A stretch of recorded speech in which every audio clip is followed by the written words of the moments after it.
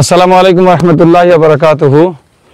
মহান আল্লাহ রাব্বুল আলামিনের দরবারে শুকরিয়া আদায় করছি যে আল্লাহ তাআলা আজকে আমাদেরকে এই জুমার দিনে আমাদের মানব কল্যাণ ফাউন্ডেশন কর্তৃক আয়োজিত আমাদের স্নেহস্পদ ছোট ভাই আমাদের মানব কল্যাণের উপদেষ্টা মণ্ডলীর সদস্য জনাব আবুল জাফর মিলনের নেতৃত্বে ঈদগাহ মাঠে আমাদের মানব কল্যাণের ছেলেরা যে কোনো সামাজিক কাজে তারা এগিয়ে, সেই কারণেই তারা ঈদগাহ মাঠে চতুর্দিকে ফুলের গাছ লাগিয়েছে ঈদগাহ মাঠকে সাজানোর জন্য।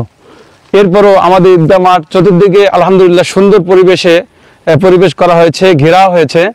আর আজকে আমরা যে জন্য এখানে এসেছি যে আমাদের এই গাছগুলো যে লাগানো হয়েছে এই গাছগুলো পরিচর্যা করা, পাশাপাশি গাছগুলো কেমন হলো এবং গাছের পাশাপাশি আমাদের দরিদ্রদেরকে সাহায্য করা এবং অসহায় রোগীদের পাশে দাঁড়ানো, রক্তদান, ফ্রি মেডিকেল ক্যাম্প সহকারে আমরা বিভিন্ন সময় বিভিন্ন কাজ করে যাচ্ছি।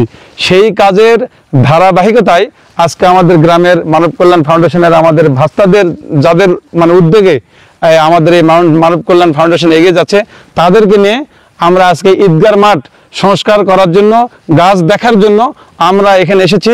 এই জন্য আল্লাহর কাছে শুকরিয়া আদায় করছি। পাশাপাশি আমাদের এই ভাস্তাদেরকে যাদের একান্ত উদ্যোগে আজকে আমাদের এই মানব কল্যাণের অগ্রযাত্রা, আমি তাদেরকে ধন্যবাদ জ্ঞাপন করছি, দোয়া করছি আমার ভাস্তারা যেন সকলেই আগামী দিনে এই মানব কল্যাণের